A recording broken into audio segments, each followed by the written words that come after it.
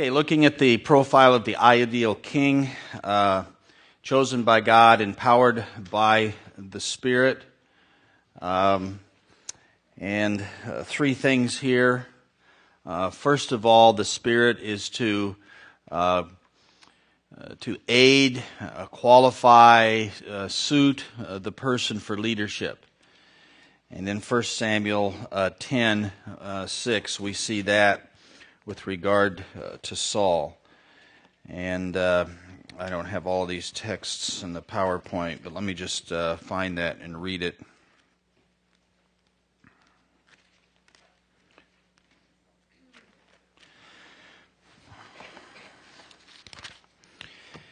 And this is the passage where he's known king. Then the Spirit of the Lord will come upon you, and you will prophesy with them and be turned into another man. It's kind of interesting. No man is suited to lead God's people until God enables him. And so we see that the Spirit will be critical to that. He will be emboldened for battle. And this is another thing that the Spirit would do. And so in chapters 11, 14, we see Samuel leading the nation successfully in battle, at least at the beginning. He loses his courage later on, but he is initially bold in leading them in battle. And the Spirit would motivate to worship. You'll remember that, this was the whole thing about the king, is that the king would not simply be a political leader or a military leader. The king was intended to be a spiritual leader. And therefore, according to Deuteronomy 17, besides not multiplying those three things, he was to what?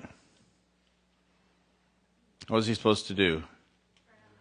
Write out a copy of Torah for himself. Now, I think that was more than just the Ten Commandments. It was probably quite an exercise.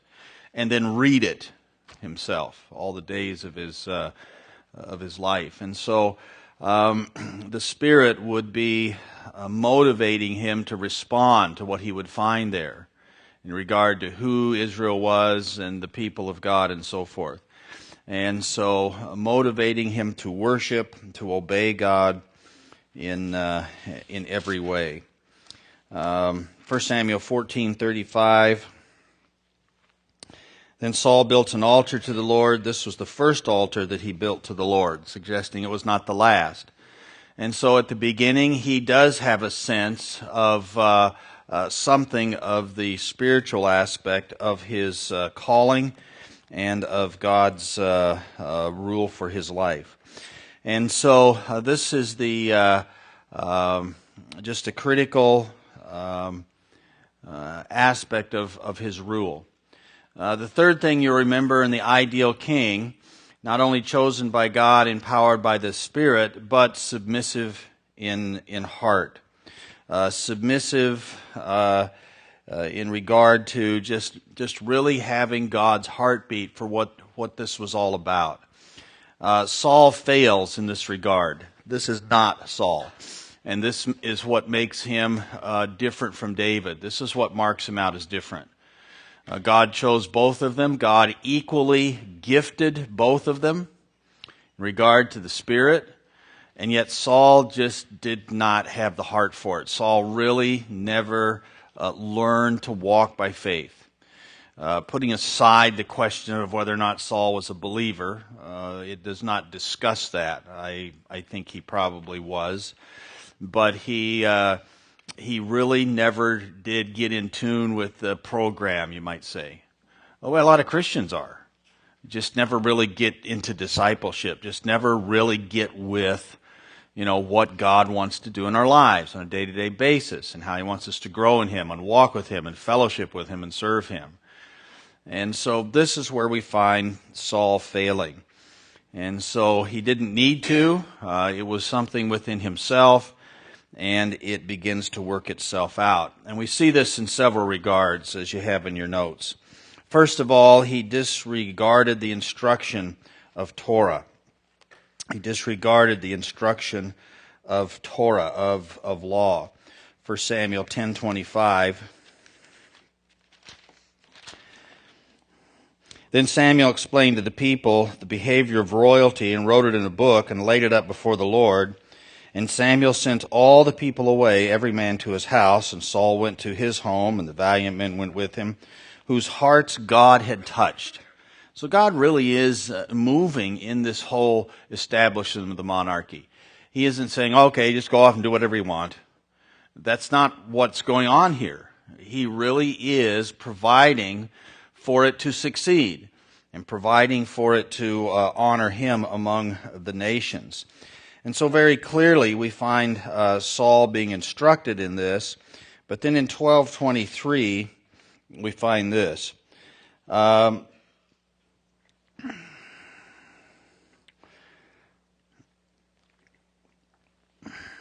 This is Samuel speaking to the people. And he says, "Moreover, as for me, far be it from me that I should sin against the Lord in ceasing to pray for you, but I will teach you the good and the right way. Only fear the Lord and serve him in truth with all your heart. For consider what great thing he has done for you. But if you do wickedly, you shall be swept away, both you and your king." And so clearly the king had been instructed in Torah, instructed in the Constitution and the way of Israel and the way of a king. And yet we will find Saul disregarding this. And as a result, disobeying God. 1 Samuel 15 is this incident where Saul is instructed to slay a certain people, and Saul doesn't. And so this is the breaking point with respect to his qualification of rule, his qualification of continuing as king. And so he loses his commendation at this point in that sense. And he's rejected from being king for sparing this pagan king. And then we see disrespect for prophetic rebuke. David's going to fail as well, isn't he? Now, how would you personally rank David's failure against Saul's? Saul lost the kingdom for not completely destroying a people that God had commanded. What did David do? Committed adultery, hid it, murdered the woman's husband in a very surreptitious, deceitful, mean way, and then didn't discipline his children. He let unrighteousness go in his kingdom and his house. What's the greater sin? What's the greater sin in regard to the effect on the people? Would it be David's? And yet the same thing didn't happen to David that happened to Saul. Why? And the answer really lies in David's response to prophetic rebuke. Samuel comes to Saul and he says, what's this bellowing and lowing of sheep I hear in my ear if you've obeyed God? And Saul doesn't say, you're right, I failed. He says, well, yeah, but I did this for sacrifice, I can explain it. In other words, he disagrees with God's evaluation of his action, because that's what the prophet was giving. Not just Samuel's own evaluation, he was giving God's evaluation of the action, because that's what a prophet did. He spoke as God's mouthpiece. He acted in God's place. And God gave the prophets, we'll see this in second semester, to the kings to be their conscience, to be his mouth in their ear, as it would. And so Saul basically disagrees with God's evaluation of his action. He does not humble himself.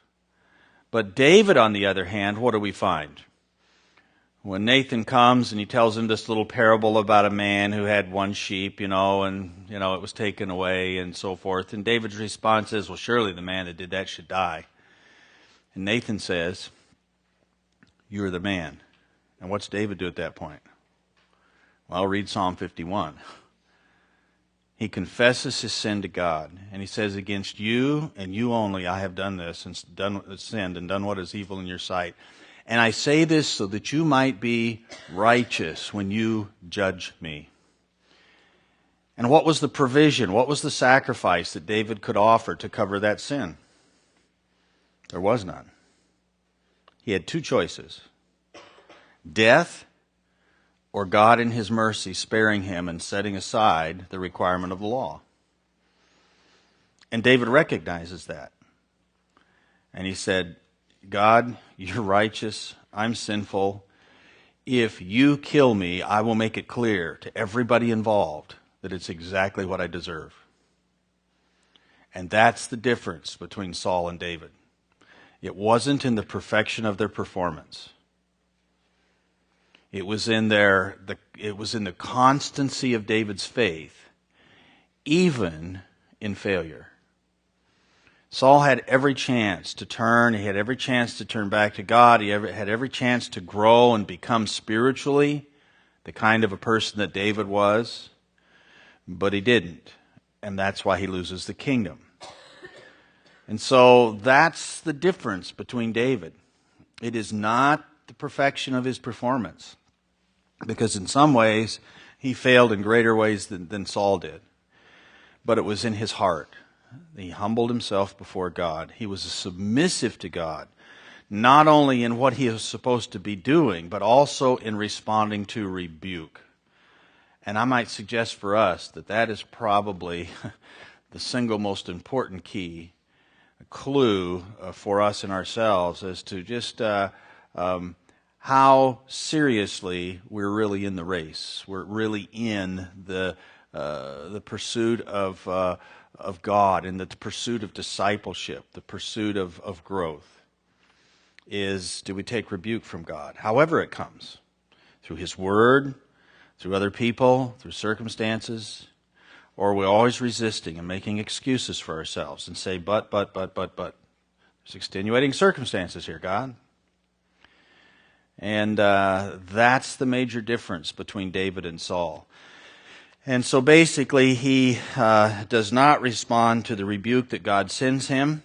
And that is when Samuel announces, you're losing the kingdom. Now, it happens over a course of time. It happens over a fairly large expanse of time. And the purpose of that is so that David could show himself to be the kind of a king that Saul wasn't. And so Saul is left there as the backdrop. He's actually been, rejected as king here, but he continues as king, and David honors that. And so we see that David is different significantly in character. And that's what 1 Samuel really is showing us, is God's desire for a king and how David does fill it. Well, as we look at the books of Samuel then, this is really what we see in overview, that 1 Samuel 1-8, we see the life and ministry of Samuel, bringing to an end the rule of judges, giving rise to hope in a humanly desirable king.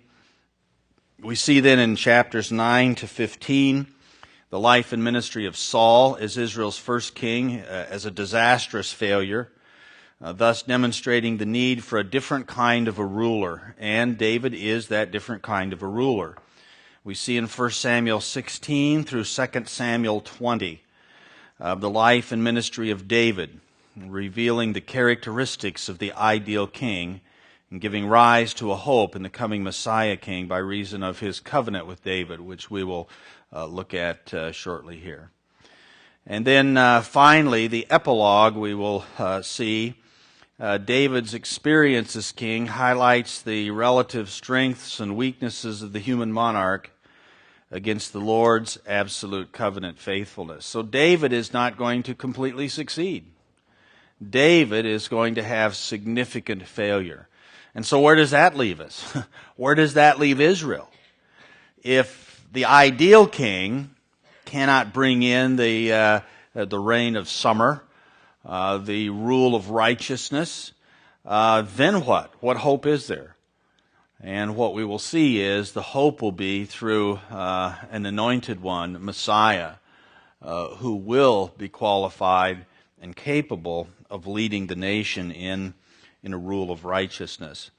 And so that's where we're headed over this whole expanse in these books of 1st and 2nd Samuel.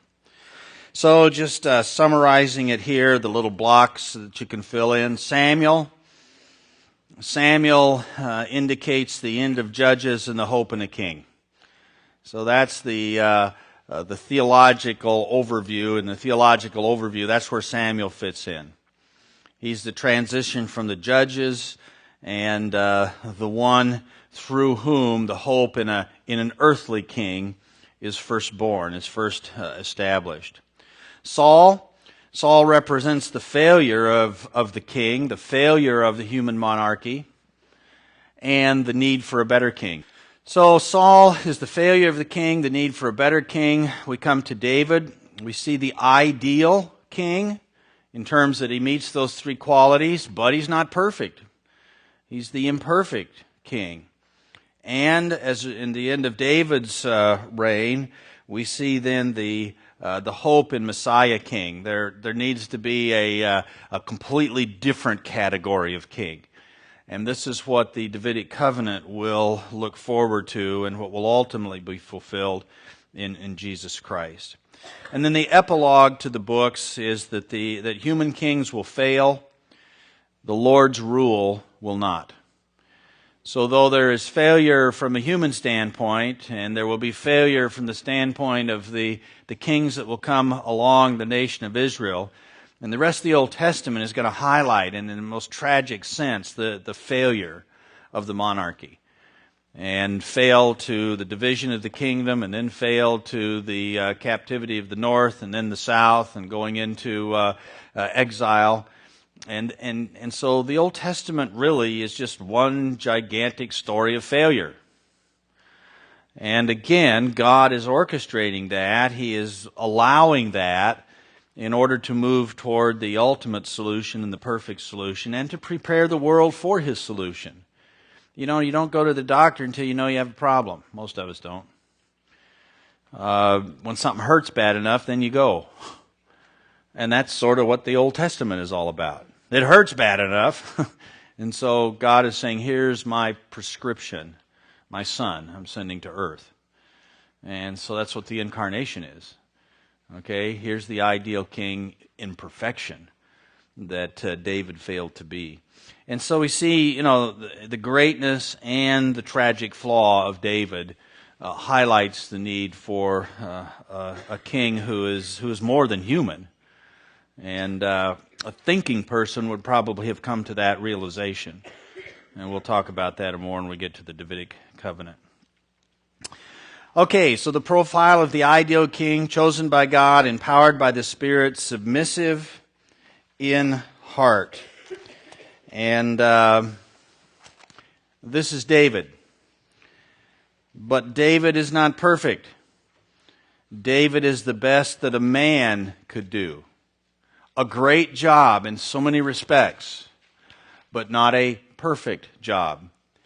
And so even in the greatness of David with, a man after God's own heart, a man who was in tune with God, you look at the Psalms and you look at his life of faith, and we read those Psalms and aspire to that kind of relationship with God, okay, that David had. But David wasn't perfect. And in David's rule and in his life, there were seeds of destruction sown in the kingdom, sown in the nation. They will work themselves out in the life of Solomon and the life of future kings. And so this is what the first part of the book does, brings us to David, to see David in his perfection, or in his greatness, but also in his imperfection. So we want to take up David, the profile of the ideal king, and you have most of this in your notes. Just want to summarize these things, and then we will move toward looking at the Davidic kingdom.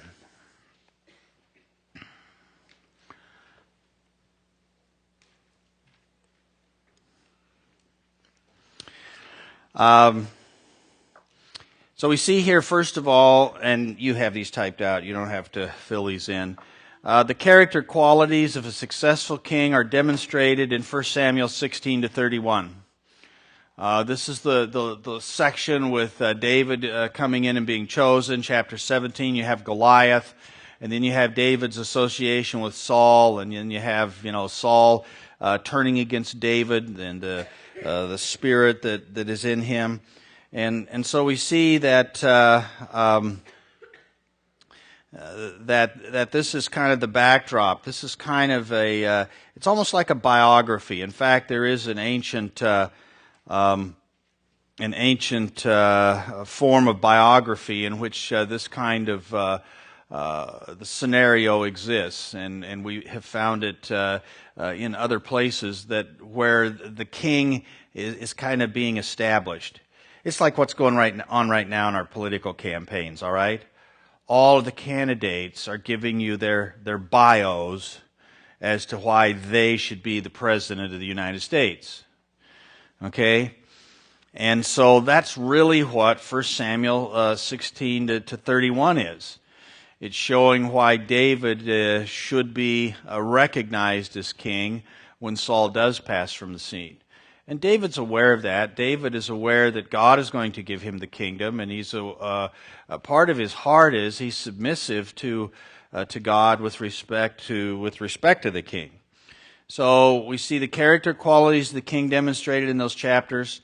In 2 Samuel, the first 10 chapters, we see the establishment of and his successful rule over the kingdom. In chapters 11 to 20 of 2 Samuel, we see his perseverance through personal failure, its tragic consequences. So we do have the negative side of David. And then in chapters 21 to 24, we see a display of confidence in the Lord's ultimate plan for king and kingdom. So, as in all of the Old Testament, it eventually sort of grinds to a point where we got problems here, and we're not going to be able to go on with this human instrument. And God says, yeah, but still, it's going to be okay in the end. And so that's what we see in these books as well. So just to review the character qualities a little bit here. Chosen by God, gifted by God's Spirit. 1 Samuel 16 makes that very clear. And you've read that. You're probably familiar with those stories from Sunday school and so forth. We see in 1 Samuel 16 a man in tune with the Spirit. A man in tune with the Spirit. This is where Saul is troubled and they bring David because he's, music and so forth. And it says in verse 18, it is told Saul, the Lord is with him. Here's a man the Lord is with. And so there's the early indication that he is in tune with what the Spirit of God is doing in his life. A man in whom the fear of the Lord was stronger than the fear of man. 1 Samuel 17, Goliath. Goliath has got the whole Israelite army cowered, and David comes on the scene, and he says, who is this uncircumcised Philistine who profanes the name of the God of Israel, basically. And so we see that his fear of God, his dependence upon God, overcomes the fear of this giant of a warrior. And so that stands as a qualification for David to rule. We have this metaphor in our culture, probably in most cultures, all cultures that know this story, and that is, the David and the Goliath. The shorter, smaller, athletic team that fells the giant on the field of battle, the floor, the arena of contest. Oh, David and Goliath. That's not it at all. It's not it at all.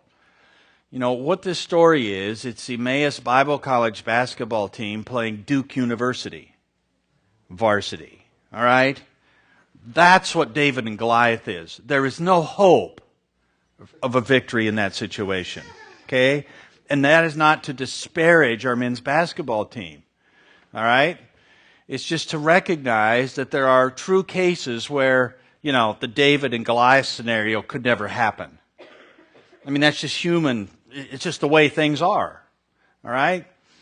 And so when you talk about, David and Goliath in terms of the underdog, That's not what we're looking at here. David was not simply an underdog. He was a dog. That's how Goliath viewed him.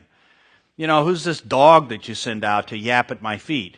You know, send out a mighty warrior. Send out somebody who's worthy of my entering into contest with. So this isn't just, the underdog. Slight chance to win, but, only, 20%. No. This is 0 and 100 from a strictly human standpoint. And that's the whole point. That it is God and God alone who enabled David to be victorious. And that's really what is being shown here. That it is by his trust in God and his fear of the Lord that the fear of man could be overcome. So it is not just the underdog victorious story. It is something far more significant than that. And he was a man who was loyal no matter what the circumstance or personal hardship. In chapters 18 to 30, with Saul chasing him and seeking to kill him and being fearful of him, and David acting not always with the greatest wisdom. He goes and does some stupid things with the Philistines and, humiliates himself. And yet when it comes to his response to Saul and Saul's kingship, he is extremely principled. He says, I will not lift my hand against the Lord's anointed. That's God's king. I don't care how big of a failure he is. I don't care what his spirit is. I don't care what he's trying to do to me. I don't care what he's doing to the country.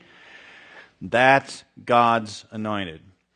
And so we are to see that David is most concerned with God and God's place of rule in this kingdom.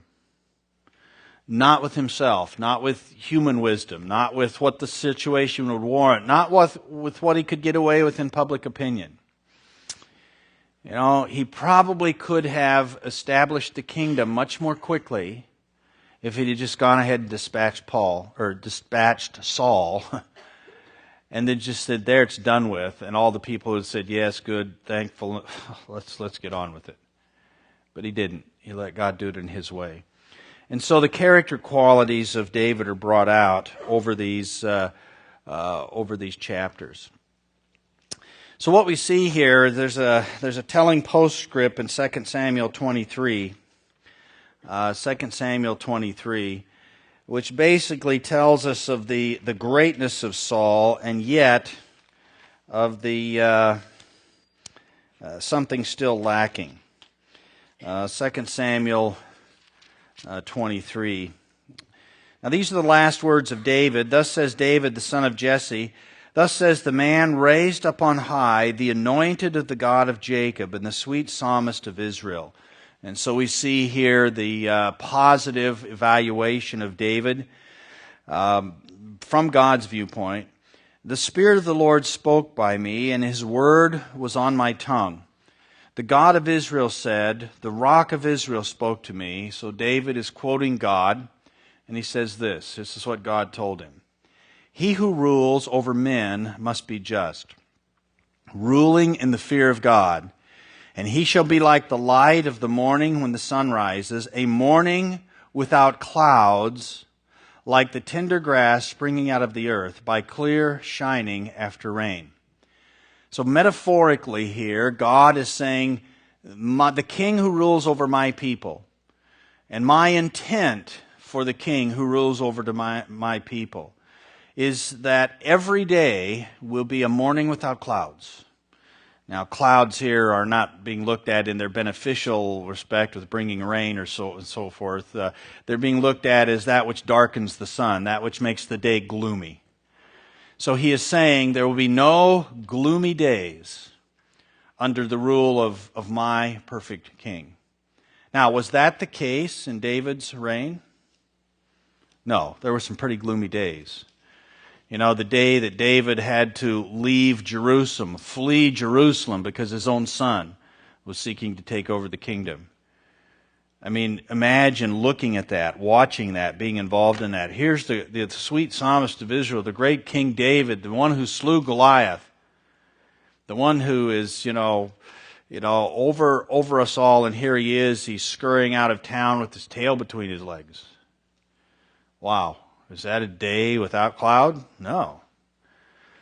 And yet, this is what God says, my king, he must be just, ruling in the fear of God. He shall be like the light of the morning when the sun shines, a morning without clouds, like the tender grass springing out of the earth by clear shining after rain. Always refreshing, always light-giving, always encouraging. And yet David, while he was that at times, was not that in perfection. And the next verse, and different translations translate this differently. I think this is the right translation I'm going to read here. Although my house is not so with God. David recognizes that he is not the perfection of that image that has just been given of God's king. And he says, although my house is not so with God, yet he has made with me an everlasting covenant, ordered in all things and secure, for this is my salvation and my desire. Will he not make it increase? But the sons of rebellion shall be as thorns thrust away, because they cannot be taken with hands. But the man who touches them must be armed with iron, the shaft of a spear, and they shall be utterly burned with fire in their place. So I think in this expression, David is recognizing that while he was the best king that was available, while he was a king who honored God, and at the end of his life he was honoring God, yet he was not that perfect king. But he recognizes that the hope for that king had been established in the covenant that God had made with David. So David is great, but he is not perfect. And basically the Davidic covenant, which we will take up beginning Monday, looks forward to the king who would come, who would give this kind of a rule. Okay, any questions or observations on just the Saul-David complex? This is the essence of what is going on in here. There's many fascinating stories and incidents and sub-lessons that can be learned.